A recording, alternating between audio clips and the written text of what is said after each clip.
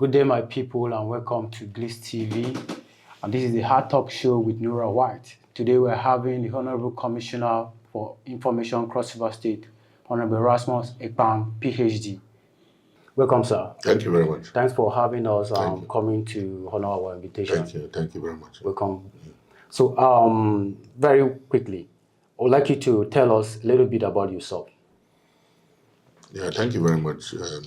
Like you rightly said, my name is Erasmus Ekpang. I'm from Boki local government, Rabasan precisely. Okay. I was born into the families of late Chief Thomas Erasmus Ekpang, and then my mom too. Both of them were teachers.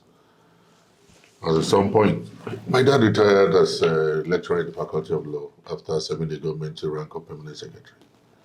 Okay. I am happily married. I'm a Christian with four kids. Oh, wow. Thank you very much. Yeah. So, how has it been as the latest and the new Commissioner of Cross River State on Information? It's been initially, it was a bit challenging initially, but going through, these times, I've spent about a year, some months now. August will make me 2 years as Commissioner for Information Cross River State.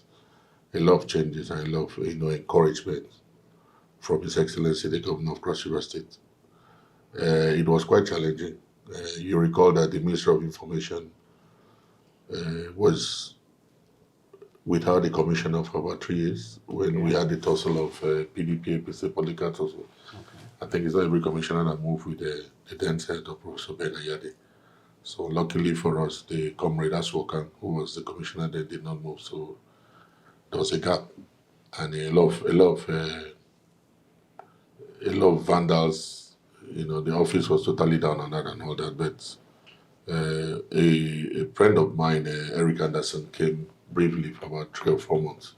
And after that, I was appointed. So it was discouraging to see that it was kind of the dilapidated building. A lot seems not to be working. I was almost regretting that. With the encouragement of Senator Prince Bassett too, if you go to the Ministry of Information now, it's actually wearing a new facelift and everything seems to be working. The Nigerian Chronicle, which is another parastatal under me that has been down for decades, also secured approval for a total overhaul and renovation of that building. The building was actually being used for hoodlums, criminals and all that. So if you go through there now, you see that we're trying to bring the Chronicle back to life. The likes of Sam Amoka of Vanguard, Ray Ekpo, Clement Debris, former governor, had worked at Chronicle. So it's actually an edifice in the center of Calabar Barracks Road where we didn't want to, just let it go. So, and a lot of other things. So I think for now, the good thing is, regardless of where you find yourself, try and be very clean, open and white, and then be positive. And I think my principal, Senator Prince Bassett, to reach from the heart, because as it is, for real an apostle. So it's actually, he prays. So Cross River State is bettered by God. He tells you Governor Jesus is the governor of Cross River State. So yeah, I think he encourages anything that is good that is coming. So information is one of the best places to be as I speak at the moment. It's one of the best ministries too. So with the new innovations, technology, the new media age, what innovations are you actually bringing to the table right now? Because there's a gap between technology in Nigeria and other cities. So are you bringing anything to the table right now? Yeah, a lot of new things. Work alongside science and technology. We have a lot of, I develop a Wi-Fi for the ministry. We do daily bulletin, daily news. And these are things that were not there. And then trying to put the structures that would actually help disseminate these informations out in place, like the renovations that's going on. And then for the science and technology, we collaborate and work together. In the airport now, we have the airport Wi-Fi, where you don't need to use your data. I mean, you just see your Wi-Fi will be on in the airport and you can browse in Calabar Airport and all that. So we're gradually getting there. It's a phase. Okay. So Cross River State, at least, been known for its cleanliness, green ecology, beautiful people, hospitable people. And for some time now, it was lacking behind. What is your government actually doing to bring back this glory, lost glory? I pray very soon you visit Calabar. Yes, Again? Abuja, yes, so that maybe the question will be paraphrased. Okay. Because I think Calabar is wearing a new look. You know what actually happened in the then administration was these contractors do yearly. Diesel price was at a particular 225 naira. And then at some point, with this subsidy issue, it sprung up to about a thousand something. Yeah. It was difficult for the contractors to meet up the frequency of evacuation of this waste. Okay. So that was the reason why it looks like instead of doing waste 10 times or 5 times, they are now reduced to only twice. And of course, people are generating waste every day. Okay. We generate waste almost every other hour, every other hour. So it now looks like the contractors could not meet up with the diesel price because most of these machines they use to evacuate this waste are diesel driven.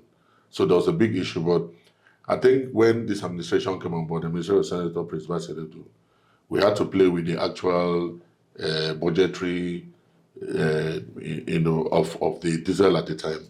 And then he actually looked for other means of how we can evacuate this waste. As I speak to you, Calabar Okay. still and is one of the cleanest states or capital in Nigeria. Oh. I had hosted my colleagues, honorable commissioners for information in Nigeria. Okay. They were all in Calabar for a week, and they actually commend the government of the day for its cleanness because even a pinch of sweets, the wrap, you wouldn't find where to throw it.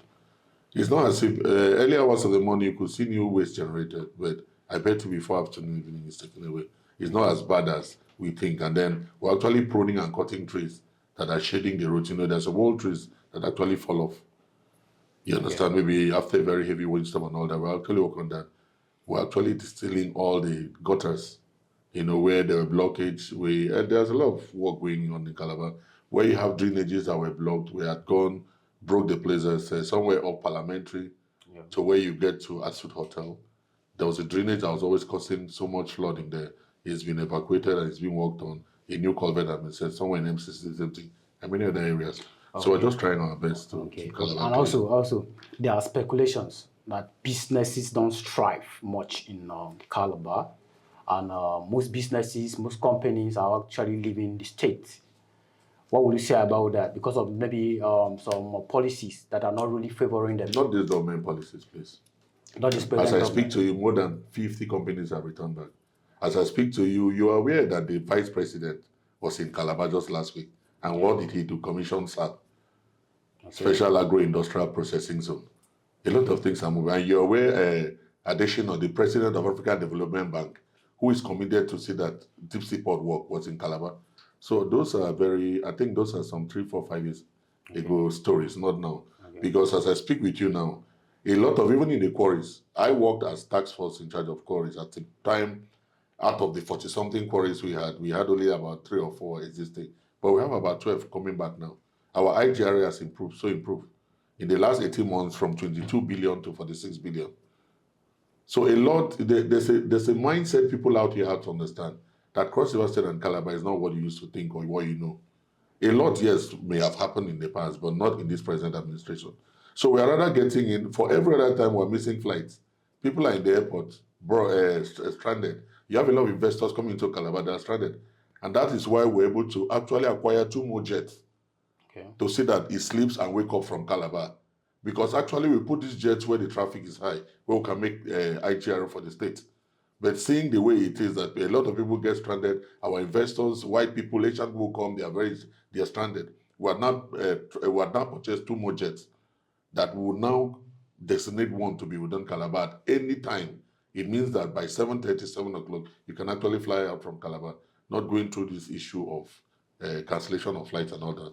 So I think, it's an impression. It's been long we have this interview. So, but if you visit Calabar now, I think the questions would go a bit different from what you're asking. Okay. On infrastructure, let's talk about infrastructure. Yeah, the state is taking a new look. There are other, apart from Calabar, because definitely. I know Calabar very well. There are other urban cities. Definitely. And I'll tell you about that. Electrification. I will tell you about that. Good roads. Yes, what can you say about that? Let me tell you. Calabar itself looks like the Paris in France. It's the capital of Cross River State. It's the host of all investors. Before you go to Boki, Etum, Ekom, for any serious cocoa business, you must settle in and pay consequence to the government. It must be kept clean. Everywhere has been revamped. The library, you knew that complex that was there and now is totally on e-library as I speak to you. Okay. At the same time, a lot of renovation, governors, government houses, there are traffic lights in Calabar now. Okay. During after the NSAS issue, traffic lights were totally gone, destroyed. And since then, there were no traffic lights. They are bus stops. They are green areas. If you stay between opposite the stadium, that area now where they sell fruit is now a green area with statues and all that. Calabar is beautiful. Yes, take it out from there. We are doing, as I speak to you, we're doing a 5-kilometer Mpani road, Agoi road, internal roads in Yako, and even Ikom local government itself. These are facts that you can actually call to ask. Yes, there were some local government we have not really visited and done well for. Obubra local government, Itung and Buki. And that for last week, the commissioner for work represented the acting governor then, because the governor was on leave, to actually come for a town hall meeting and ask these persons which is the best or what do they really need to have in their local government for now. And for us, Buki, after the meeting, we choose the East-West Road, which I will send you our resolution for this evening because we had an ESCO. It's been approved that work starts immediately. Okay. So it's a gradual thing for Obudu, for Yache Okele Wanakande Road, Dagbo, there's a very massive bridge that cuts us with the Benue State. It's ongoing. And even in the Yahe Wanakande Okele axis, we had gone on inspection and we had seen the edge road, dusty roads that were actually under construction. So it's not only about Calabar, it's just that they started in Calabar, where it looks like it's the host of where Cross River is. Roundabouts have been set in Ogoja. Yeah. Traffic lights have been set in Ogoja. Internal roads, even the road taking from Nduk Junction through Igoli to where you come out, like if you're going to Obalego, the government is doing it. So it's not only Calabar. Okay. Yeah. What about electrification? Because there's no light up till now in most stuff. No. It's wrong. It's wrong. Let me tell you, Cross River State is big. Cross River State is very, very big. In less than 2 years, even if you are given governor today, you will not be able to achieve more than what is on ground. You will just do about what he's doing because sometimes the work Prince 2 does is miraculous for us. What approved solar lights. Ecom is stripped out with solar lights. We have approved solar lights, even in Boki, some areas, some wards in Boki have been earmarked for solar light very soon. In a lot of electric poles and transformers have been retention and fixed. Okay. Odupani never had lights before, but they enjoy light today. So as Akampa, Mbarakom, or somewhere around there. Roads that have been abandoned within the metropolis of Akampa, like the Adiabo Court Road to Dupani, that has been abandoned for about 33 years, is now ongoing. We are doing a lot of things together. Okay. So it's not definitely those that actually have not seen those solar lights now will talk. They have freedom of speech. I agree with them. But Cross River State is as big as putting Akwa Ibom and River State together. So we are gradually getting there. And like I told you, for those local government that have not really been touched, His Excellency is actually, for the memo today, I'll send it to you. Okay. The extract from the ESCO today. You see the Boki West Road being captured and being approved for immediate work and all that. Okay. So we'll get there gradually. Okay, on health. Yeah, we're doing hospital. Yeah, exactly. We are building of health practitioners, few doctors in hospitals. Good. Let me tell you that this administration has employed more than 50 doctors, 170-something nurses, and 75 pharmacists. You can confirm that this administration of Senator Prince Bache 100 and about 94 health centers, some completed and under renovation, where even the president of the African Development Bank had promised not only that he would look into the agricultural produce coming into the processing zone, but also throw more light by digitalizing most of those hospitals by way of laptop checking and all that. As I speak with you, Impact, a group and an investor too, collaborate with the Cross River State government to supply laptops in those 194 health centers, where the coordinator or whoever is will be given bike. Okay. At the same time, the laptops will be actually kept to take in data and all that. Okay. So we are in Ecom where we are close to. We are actually thought of upgrading a health center to general hospital. But on a second thought, we decided to build a French brand new general hospital. You can communicate with the Commissioner for Health on that, or people in ICOM. The building is ongoing. Okay. So we're just, we have drones. The health have procured drones that will actually reach some of these remote area with drugs in case of all these airborne diseases and all that. We tested it when we had one of these, was it yellow fever, one of those, and it worked very well for us. So the governor has actually done at least one thing or two in almost every sector, and he's still trying his best. And to him, he has not even started, because almost all of us, you look at the civil service, since 1999, there was an embargo. He lifted up the embargo. Okay. And we employed about 2,500 persons. Minimum wage, as poor as Cross River is, knowing that we lost the 76 oil wells, we started paying December 70,000. Other states have that are more buoyant and more than Cross River State have not even started. So there are a lot of pensions, gratuities since 2014. Our parents were suffering. Some died without drugs. The government approved 10 billion, which had gone to a particular segment or sector first. And gradually, they will approve another one again. So you see, the truth about it is, if somebody is trying, you just have to encourage the person. Yes, I know out there a lot of negative minds. A lot of people would not really know the inside of what's going on. And they could just sit out, take a beer, and then speculate. But you see, Senator Prince Basedeto too, he still lives in his house.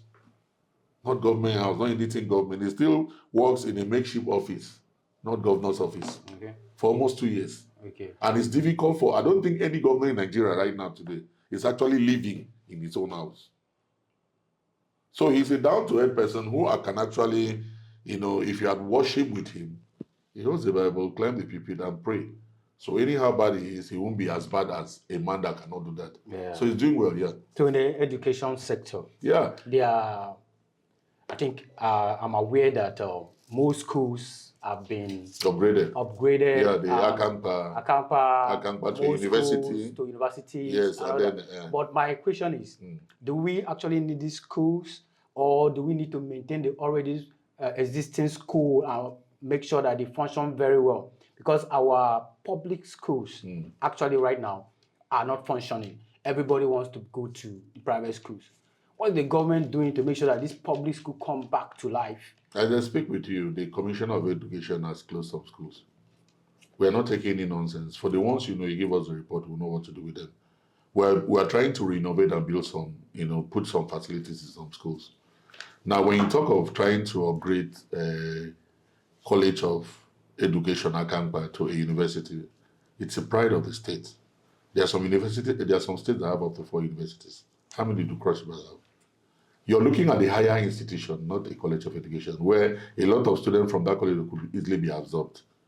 We're looking at the situation where even the National University Commission has approved that to be a university. I mean, it should be a plus to us. We must not remain down for a college of education. And when we look at the forestry in Obobra and all that, we decided to establish the College of Agriculture and Forestry. It will help.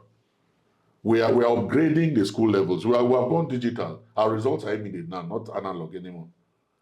We pay WAEC fees for intending WAEC candidates without jingling resources.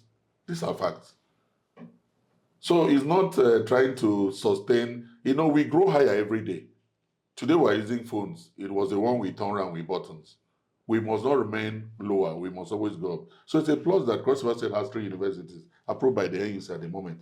Okay. And even if we can have 4, we'll still have 4. We pray they be functional and they don't just... Of course, Unicross was inaugurated today. We should be positive. We shouldn't be biased and already negative. When you have a negative mind, I'm driving on this road, robbers will catch you, they will catch you. Try and be positive. Okay. I think Cross River State is on the right track. Okay. It's even one of the best times to serve from Cross River. And I want to tell you that I'm very, very proud to be a member of the State Executive Council at this point. All right. Yeah. So, because my work has been made very, very easy by the governor. Very, very easy. I say fact, any day you come to Calabar, I'll take you around and I'll show you point to snap. Not speculative, not talk. No problem. Yeah. So, Cross River State, actually, I'm a Cross Riverian. Of course. That's why I'm of course also talking like this. Yeah. is lacking behind national presence. Whose fault is it? Is it the governor's fault, or is it the National Assembly members, or what? You have a studio, right? Yeah. You run it, right? Yeah. You know how you run it. By the time you go out of here and put my younger cousin here, he'll run it differently. We're still on that track. So as I speak with you, Cross River State controls River State. The administrator is from Cross River State. GOC commander is from Bekwara, is from Cross River State. As I speak with you, a lot of Cross River have been put in some bots, though not that juicy one we expect. Okay. And let me tell you another problem we have, and we'll tell ourselves the truth. Today, that East-West road, that coastal road, Lagos coastal road, have terminated in Ebonyi, not Cross River State. We dragged it down to Cross River State because we have a lot of raw materials, a lot of agricultural produce to send out. Stay tuned. We are going for a quick break. We'll be back again in the next few minutes. Thank you very much.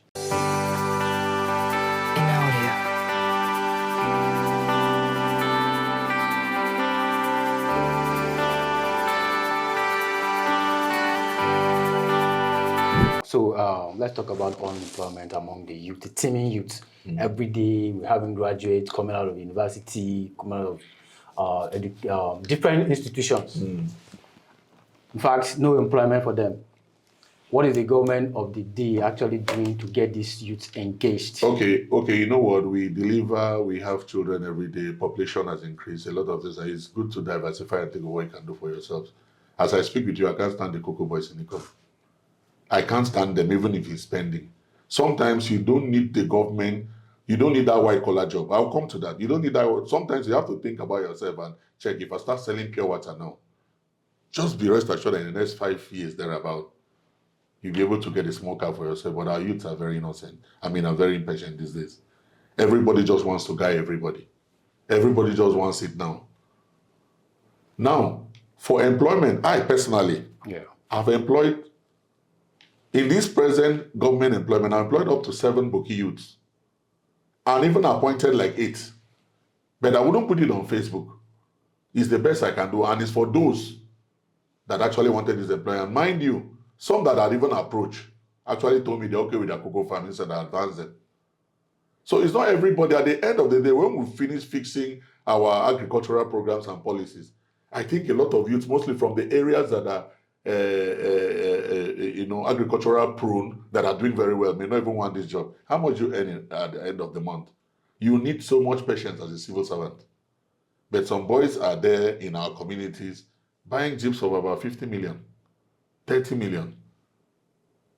You understand? So it's not, the governor looked at that, what you have just asked, and decided to lift up the embargo and get an opportunity first for 2,500 pesos. Has he not tried? If he hadn't done, I would be here. I will tell you he has not done. And it's really a setback for us. We're going to try. But he did that, and he has opened and he has employed. So, but we can't employ a population of 200 million at the same time. So I want to even encourage and advise our youth to actually look at even tailoring. Most of what we wear is young boys that, make them. And they are doing very well. Look at, I mean, for crying out loud, you're somebody, you're a Crossiverian. And I think by the grace of God, you're doing well.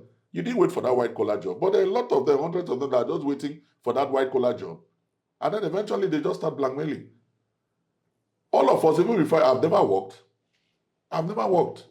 I've been running my business myself in Port Harcourt before I came into politics and started having 1 or 2 appointments. I've never worked like a civil servant. I need to be employed. I've never been employed. I've only been appointed. Okay. So you can even equally be appointed tomorrow as one of those strong media CPS to the governor. It's very possible. If you want it. So you see that even when given that kind of appointment, you may reject because you're doing well where you are. So if it's for employment, yes, truly we have a lot of youth that are not employed. But what would the government do? They lift up the embargo and give ride for about 2,500 first stretch. Let's see before the end of the year next year. But it's not everybody that will work. Some people are farmers and they want to be. My boys in the village, one has just bought a Jeep. And he should, anytime you tell him about work, he said, but let me remain here where I know I'm doing very well. I'll support you from this week. All right. Yeah. All right. So right now you are the only commissioner. We used to have 2 commissioners from Boki local government, and we lost.